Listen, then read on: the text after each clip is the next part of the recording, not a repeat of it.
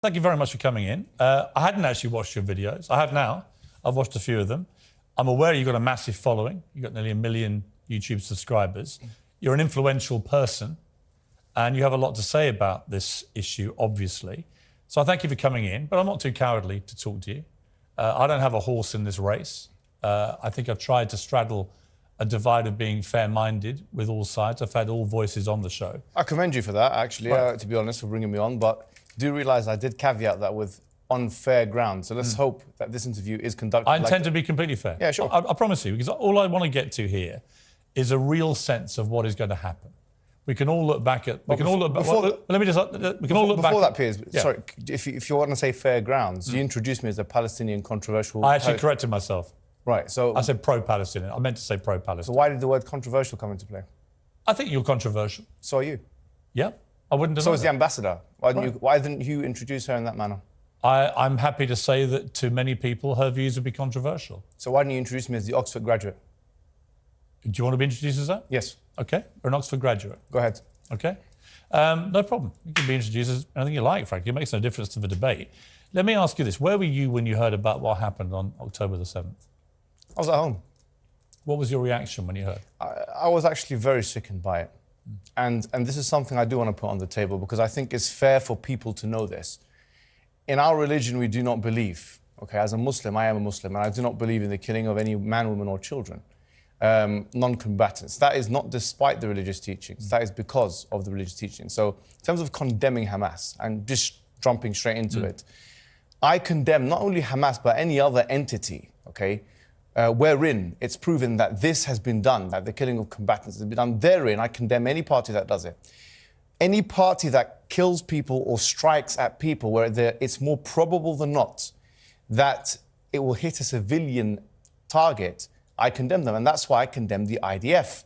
Because when they strike, they know that it's more probably than not going to hit civilian targets. They know that the majority of civilians or the majority of people that are going to be affected are civilians.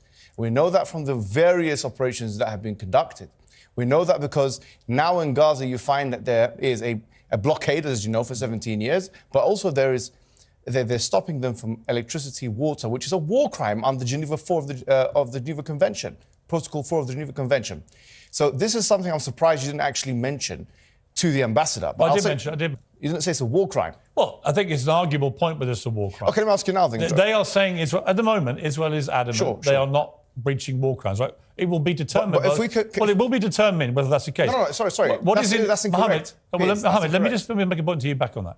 I think surely we can agree that what happened on October the 7th was a war crime. I mean, when people are taking grandmothers and executing them, kidnapping young children, when they're killing babies in their cribs, we can agree that's war crime, right? OK, babies... Can we? Surely, of course, 100%. Right. But babies in the crib, sorry, what was the evidence for that? You don't believe that happened? CNN, the White House, Sky News, which you work for, all say... I don't work for Sky News. Well, your thing... I did work at CNN. I saw one reporter who retracted it because she wasn't sure about the source. It's unconfirmed by the White House. But then the Daily Telegraph and the Jerusalem Post and other sources then did publish pictures CNN, which indisputably show babies have been killed. No, it showed one baby who's been charred, and that picture has been put up on Twitter and has been refuted by many people saying that it's actually AI. That's completely untrue. That is true. What's your source? What's your source? There's been a thorough investigation into the claim that was put up there by some rogue person on Twitter that it was AI. It has been completely disproven. OK, let me ask you a question. That picture, which was published on the Telegraph, is a genuine, legitimate picture. What is your source? Are you seriously arguing that babies weren't killed? No, I didn't say that. Well, what are you saying? I'm saying, give me a source. Yeah. You know full well you've been fired from the Daily Mirror for fake images. So you know full well about the I didn't accept they were faked. Exactly. The UK government did. Yeah, they did. Because the UK government, just to be clear, had waged, in my view, an illegal war in Iraq. So you're allowed to go against the government, and I'm not allowed to go against the Israeli government? Of course you're allowed to. So tell me now, what's the source? You seem to be making a lot of presumptions about me, Mohammed. Yes, because you had softball questions for your ambassador. No, they weren't. I put all the questions to the ambassador. I was editor of the Daily Mirror when we opposed the Iraq war on the grounds that I believed it was an illegal war. I still believe that to this day. I think it stained this country. Fantastic. I don't think you even knew that. I did know that. Right. But that's not the point I was making. I was making the point that if you're allowed to go against a government in their classification of an image, then if you have pro-Palestinian activists who are saying, actually, we need to see a source, shouldn't they be entitled to that? The Daily Telegraph published on page 3. Should they be entitled to that, yes or no? You're talking about, the Daily Telegraph said they had independently verified the picture, Mohammed. No, excuse me. If you're saying that their verification is wrong... No, excuse me. Primary source in academia, I know you've done a journalism degree, which is, frankly, is not relevant to what we're talking about here anyway. Probably is to journalism, yeah. No, it's not to this conflict. But we, academics, require primary source evidence in order to make it... The Daily Telegraph said they verified the picture. That's a secondary source. Fine. You may say... That's secondary source. You may say... That's a secondary source. Well, you may say you don't think it's genuine. I don't agree with you. But the wider point... That was my point. I said I want a source. I just want to see the evidence. I don't know what we're arguing about here. You're not contesting that babies were killed. No, I'm saying I want to see the evidence. So why are you picking on the semantics of the veracity of one picture, which has been verified by British journalists? Why are you picking on that? British journalists are not an authority. Some example that somehow this wasn't as bad as it seems. British journalists are not an academic authority. You know that full well. You've been fired from Daily Mirror for that very purpose. What I'm saying to you is this, putting this issue to the side, I think you're trying to use this as a red herring to move away from the bigger issues. What red herring? This is a red herring because already 1,023 children have been killed in Gaza. That's why. And you didn't ask the ambassador that question. I literally asked the ambassador. I said 3,000 people have already been killed in a week in Gaza. Well, you didn't ask her whether she can listen to my interview with the ambassador. I did listen, but excuse me. Well, don't put words in my mouth or say I didn't ask a question. Let me ask you a question. Do you condemn the killing of those children by the IDF? I tell you what I condemn. Yes or no? I'm going to answer your question honestly and truthfully. Sure.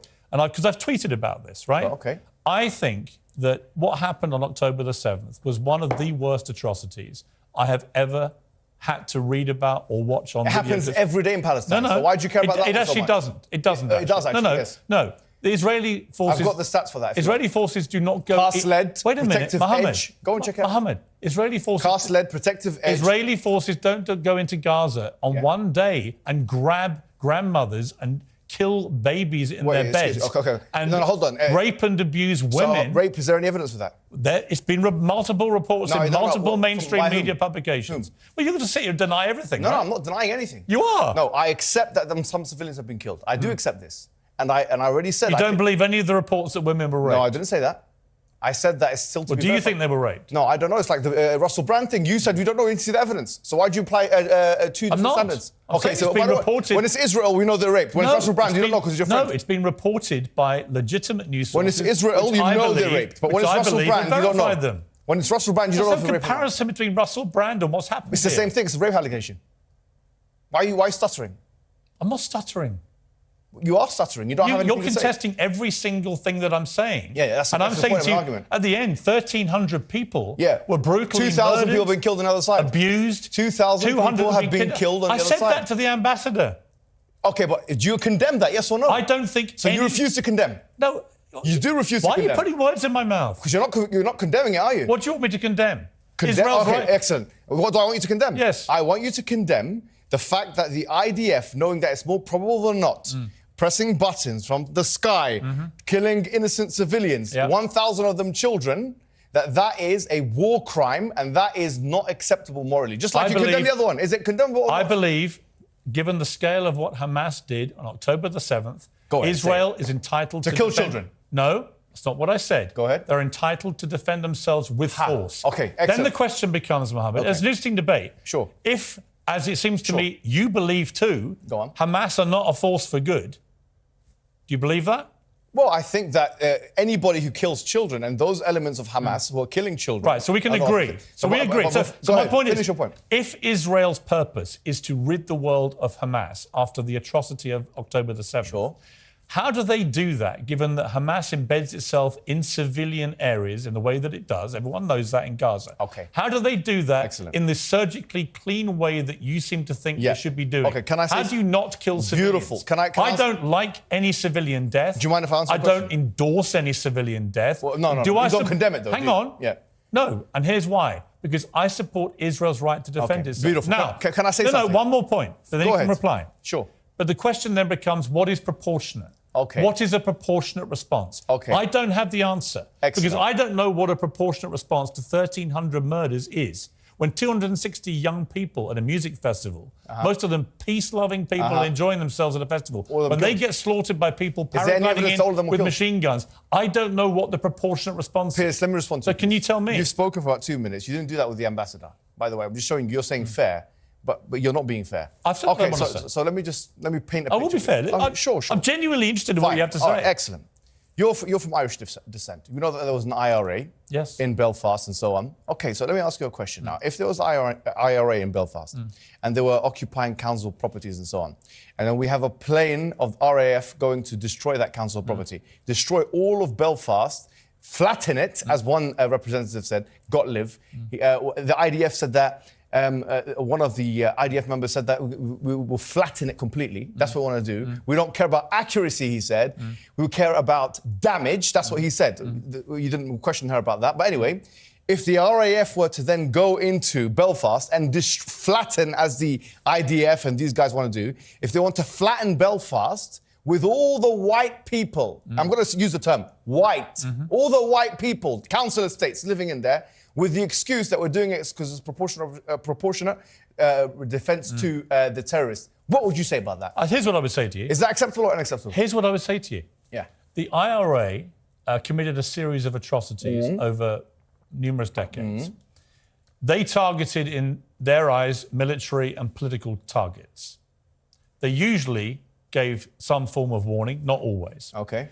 They were terrorists. No, they were terrorists. Sure. They never, ever went out one day and committed the barbaric slaughter of 1,300... Irrelevant. No. If they did. I'm sorry, it's not irrelevant. If they did. No, Mohammed. If they did. Here's why it's not irrelevant. Okay. They never did. But if they did, would you accept the RAF to flatten down Belfast? There were outrages committed by the loyalist paramilitaries too. My question is, here's my point. If they did, would you think it's acceptable? They never came close to committing an outrage on that scale. If they did, is it acceptable they to flatten never Belfast? went in and kidnapped grandmothers or killed babies in cribs. Is it acceptable or not? They believed they were fighting for better or worse, and I believe for worse, and that's why I'm glad peace was found. They believed they were fighting political and military targets. I'm trying to bring it closer to home to you. You're trying to compare apples and oranges. No, I'm not. Yes, you are. It's you that's doing that. The only comparison that I would say that we saw from October the 7th and what Hamas did is with ISIS. Excuse me. It's the only comparison. Do you mind if let me ask you a question. A Palestinian... And ISIS were taken out, by the way, with planes... Me. No, here's my... You didn't do this with the ambassador. I'm going to finish. You did this with Ben Shapiro, which you gave the show to him. No, hang on. I'm giving you plenty of time. No, you're not. I'm giving you plenty. You asked about the analogy of a plane flying over and targeting... But you didn't answer my question. But that did happen, Mohammed, with ISIS. Would you accept Belfast to be flattened or not? Yes or no? Wait a minute. It never happened, so the like for like isn't relevant. It's a hypothesis. It's hypothetical. It's not. I don't do hypotheticals. You don't do hypotheticals? No, let's deal with reality. OK, let's deal with reality. Mohammed, let me finish. Then you can answer. So you don't want to answer the question? No. Here's the reality. British public can see this. Here's the reality, right? British public can see this. Yeah, they can see it. Yeah, go on. They listen to the debate. Keep going. Right? For what it's worth, I think it's a good debate to have. Right? These are questions many people on the pro-Palestinian side are having. I get it. Right? But you're trying to compare what happened on October the 7th with the IRA. No, I'm not. I used a hypothetical wait a minute, Mohammed. question. I'm comparing it to ISIS. And the way that the world in the end dealt with ISIS actually was to use airstrikes. And many civilians were killed. There's a huge difference. Many innocent people died. They're not. You don't understand it because you have no idea of the religious... What's the difference between what happened on October the 7th and ISIS? The difference between the Palestinian resistance is the following, OK? Any kind of thing which has Palestinian resistance attached to it, and ISIS, which is a brand of tekfirism, OK, is that ISIS is just one of many brands of tekfirism, which you don't know what it is, which is a kind of excommunication type heresiological Islamic sect, OK? So if there's It's nihilistic mass murder. That's all they care about. Listen, I know what you're saying, but I'm saying something else. You agree with me, don't you? I do, but of course I do, but you're not understanding what I'm saying, so I'm trying to break it down. I am understanding what you're saying. What I'm saying is that anything... And I'm not anti-Palestinian, by the way. Sure, please, but... Over the many years, if you bothered to check what I said about it, I have always tried to shine a light on the plight of the Palestinians. Allow me to speak, please, because you're just talking over me. The difference between the two are the following, right? Even if we assume that the killing of combatants in most definitions of terrorism is something which brings someone to be a terrorist, okay? I would say that if that is the case, then the state of Israel breaks that threshold and meets that condition. Because why is Israel not a state terrorist? If their highest officials are admitting that we want damage and not accuracy, Answer me this question. Why is the state of Israel, who are illegally occupying Gaza and the West Bank according to international law, and even the ICJ said that, okay, which is, as you know, an organ of the UN, all right? So this is international law.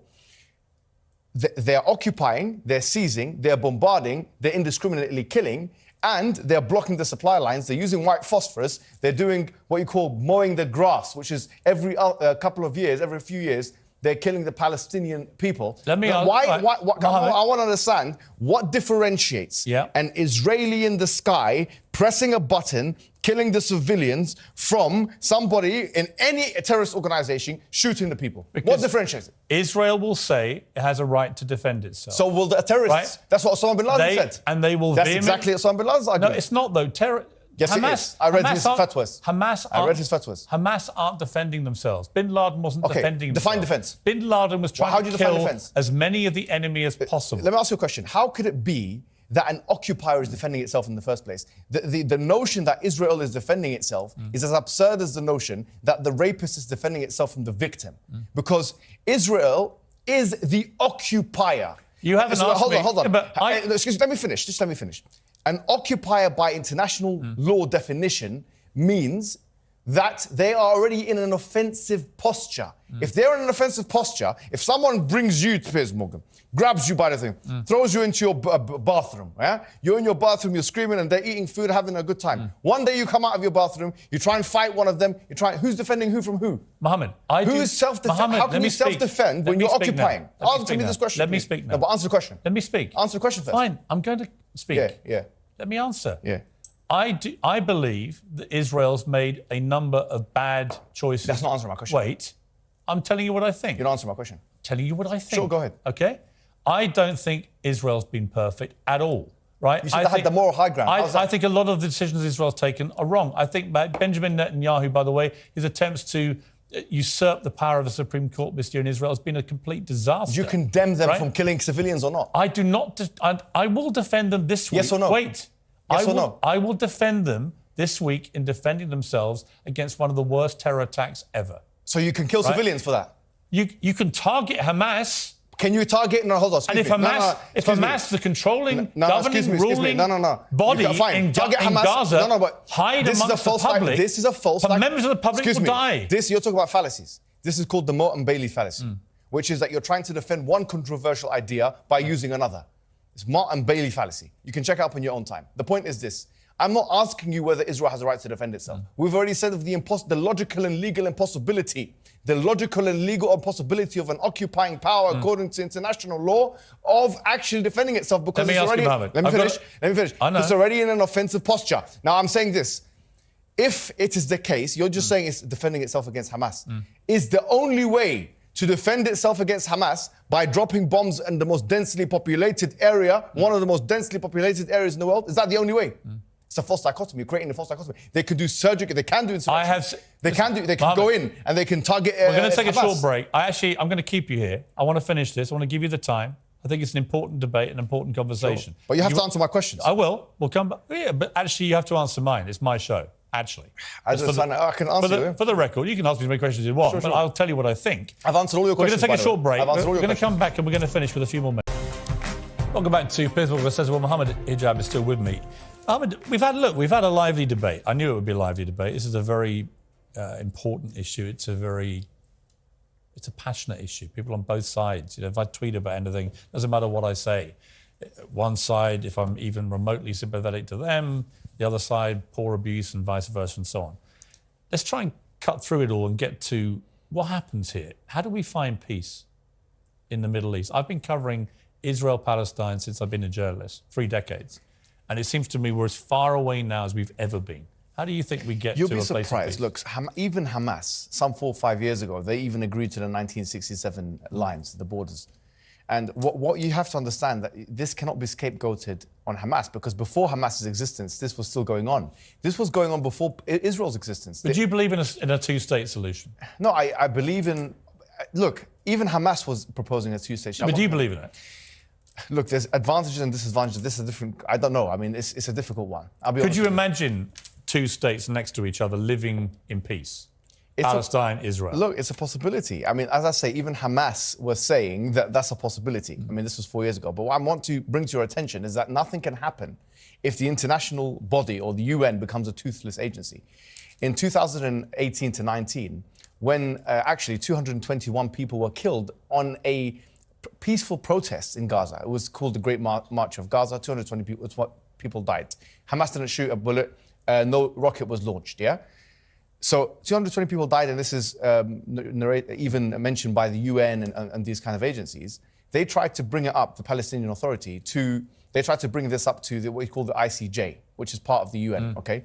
What happened is the Donald Trump administration, they threatened to freeze the assets of the ICJ, which tells you the following. What are the Palestinian people to do? Because the fact of the matter is, if they try and bring it up... Let me ask you... let me finish the point. If they try and bring it up... We're running out of time. That's why I'm jumping in. If they try and bring it up to international law, it's thwarted. I do think international law matters. Sure.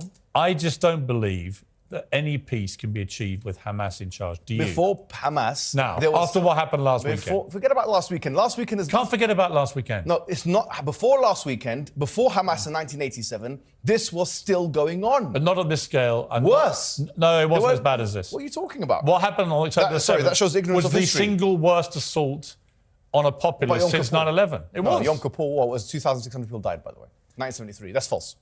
In one day? In one day, I don't know, about 600 people died in one day. Mohammed, I've got to leave it there. We've run out of time. I gave you more time than I planned to. Sure. I hope you appreciate that. Thank you. And I appreciate you coming in. Thanks. That's it from me. Tomorrow I'll be joined by Dylan Dennis. Whatever